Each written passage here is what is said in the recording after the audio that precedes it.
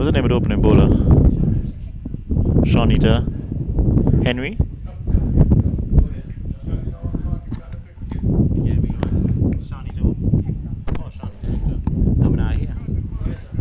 Testing.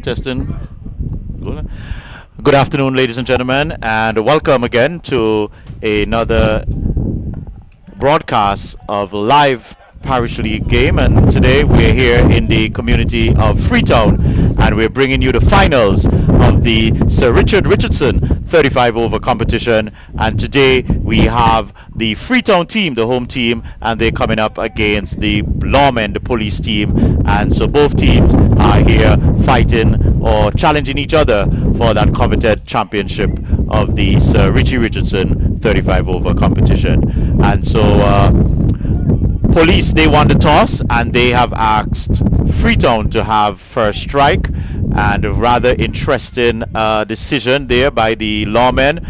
Good afternoon, Crive, Hillary, Ambrose. I hope I have it right. Good afternoon, Crive, and welcome to the Antigua Parish League Network again. Good afternoon, John. I think that you had it all wrong. Cruyff would have been the very simple application. And I will say to you right off the bat that this is the Freetown Stadium, and it earned the right to be called stadium because you see where you're sitting with all that breeze. The pavilion is now in place, so it has earned the right to be called stadium.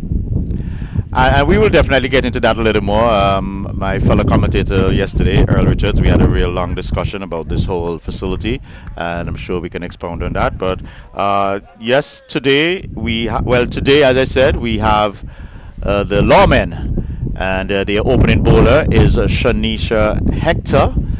And she's coming right arm over there, and that's a short one, and that's slapped in front of square there, and giving the fieldsman a little challenge, and it will beat him into the boundary. So the first boundary of the innings for Freetown, that's the number 16 there. That looks like Peatley. Yeah, Peatley. He was not here yesterday when the lawmen disposed of the Masters. So Pete is here for the finals.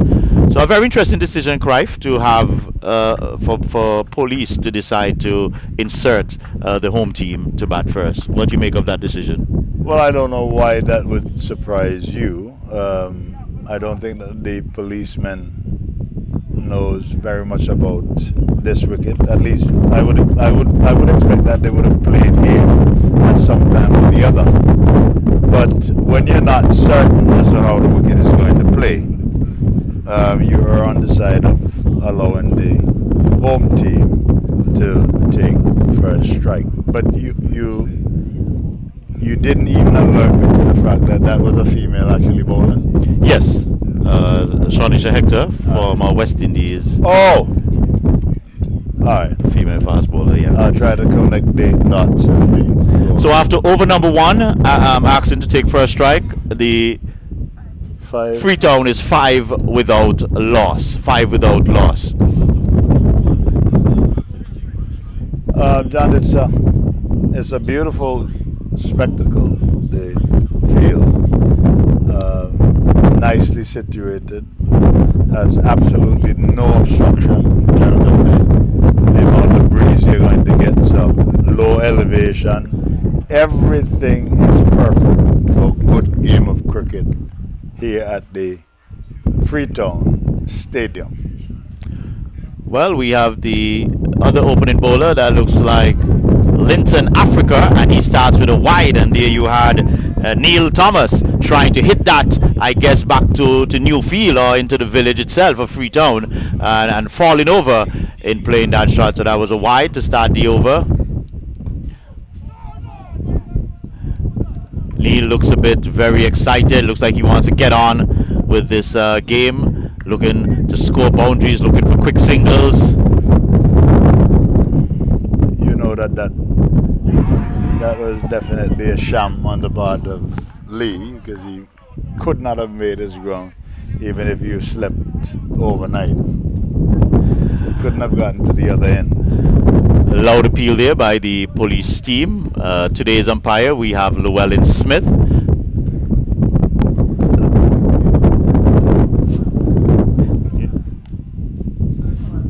Llewellyn Simon, my apologies, Llewellyn Simon. And he's at the, and here's a chance being given. And as I said,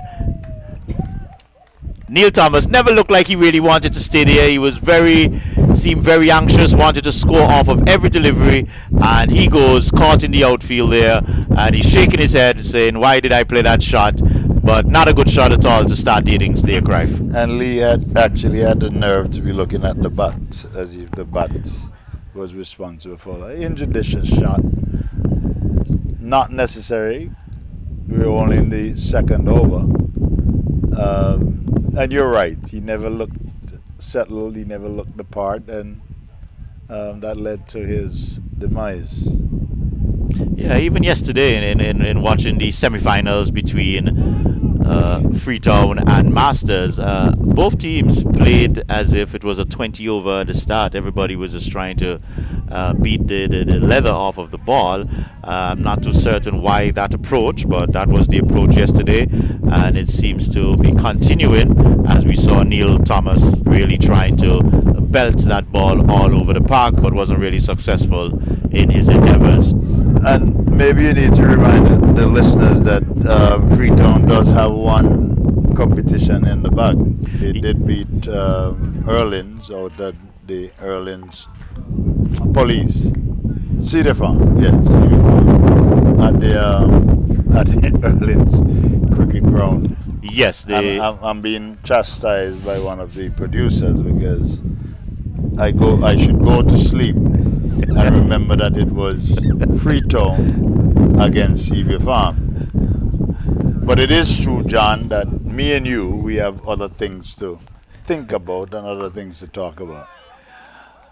Nicely bowled there, well fielded there in the covers there by Hector. The new batsman, this one is beating the batsman through and through, and did he get an edge onto that, or let's see the signal by the umpire. No bat involved. No bat. As an appeal for a run out, so by signal by umpire Llewellyn Simon. And the other umpire today is Oliver Benjamin. I was giving Oliver a ride after the Sir Viv Richards finals on Thursday, and he was saying to me that he's been umpiring well over 30 years. So I said, wow, so he's a real veteran around the scene. I'm pretty certain that the producer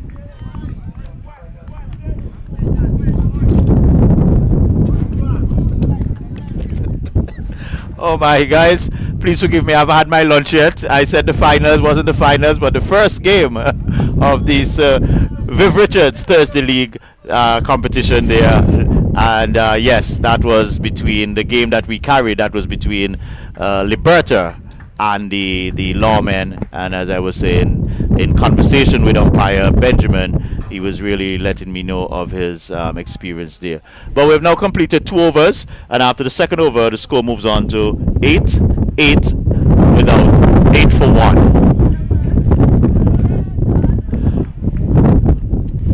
Yeah, John, I saw that look on the producer's face that you ought to be much more in-depth in your conversation about the different competitions, and you've got to be very, very careful because he doesn't understand that we are humans, and because he may be extra special, he leaves absolutely no room for mistakes. That one kept low. Yes, John, yes. So. Oh, that's a loud one. That looks close. That looks close. Should be and out. it's given out. Out. It's given out. That looked full and straight. Lee is questioning. I'm not certain what he's insinuating, if he got an inside edge, but not looking good. You were given out. You may not agree. He's still there, waving his hand. And but the umpire's decision is final. and he's given out LB. I'm not too certain what his concern is there, Clive, and he's really animated about that decision. But a good delivery there nonetheless by Hector. That was nice and full, and from this advantage point looked like it really hit him plumb. Wow. And really the batsman is really not displaying Good sportsmanship. And I'm kind of wondering if Lee knows that kind of behavior is broadcast all over the world. Maybe. Yeah, real unfortunate, but the producer will have something to say about that kind of. I mean, there was from my vantage point, there was absolutely no doubt. He was struck plumb in front. Ball was not doing anything at all. Went straight onto the pads, and like I said, it was the right decision by the umpire. So the new batsman making his way to the crease, it's Keith Baltimore, and the captain, Keith Baltimore. So definitely he and himself, the other batsman that went in earlier, that was Gerald Phillip, they would have to do some repair work here. So far the lawmen have really been on top. Yesterday these two had a little decent partnership until Baltimore got himself run out. Very, very interesting stance. From where we are seeing the game, you cannot even tell what kind of guard he's batting on. That looks like outside leg. Yeah, it looks a little bit wide. Like let's see, he comes across a bit. On this one, he's punching down the ground. And a little misfield there by the fieldsman, and that allows the batsman to get easy single.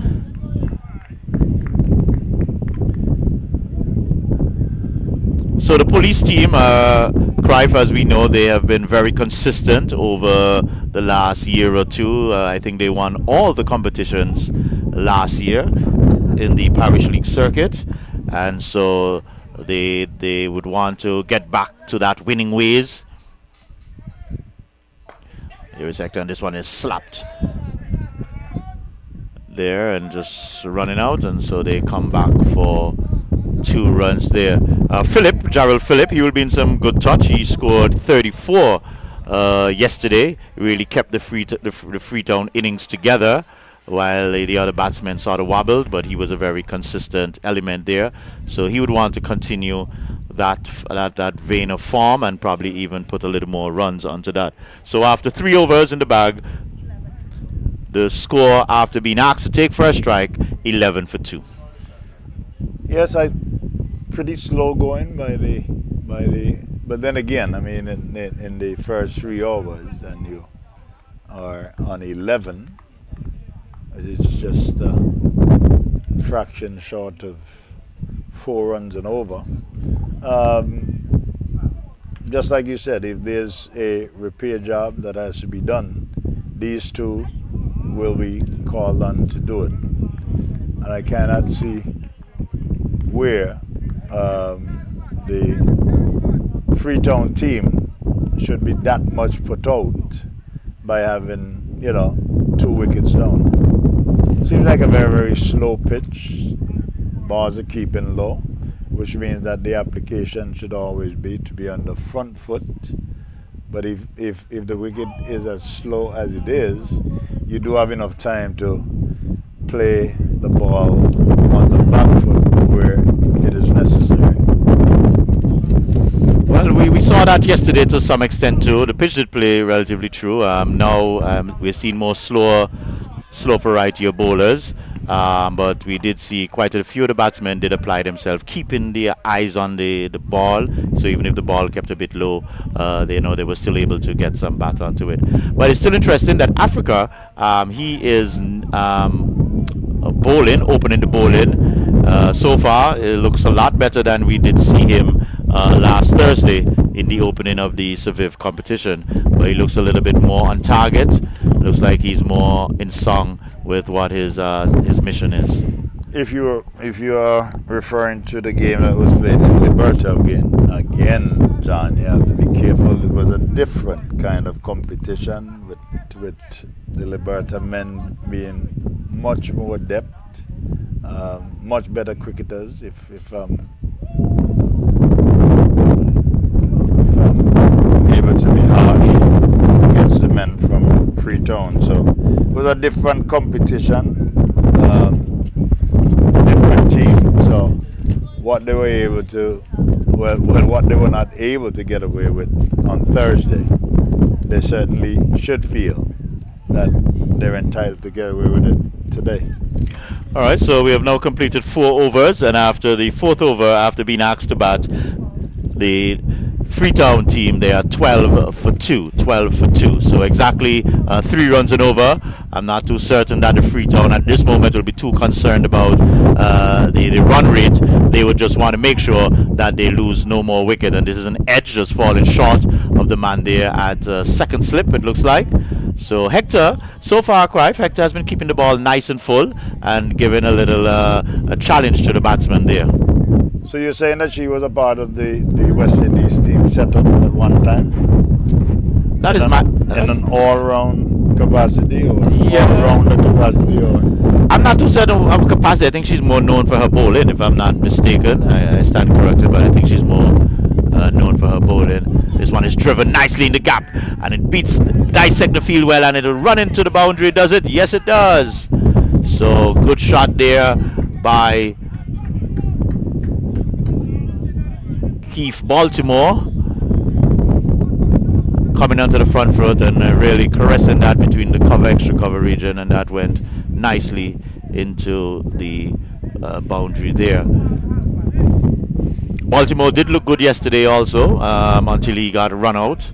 So, and the 2 batsmen there, they were batting, so they would not. Oh, he's fishing outside the off stump there, and luckily for him, not getting an edge through to the keeper. it was a pretty good shot by Baltimore, because he was able to dissect the man at short, long off, and cover, and the gap is not that wide.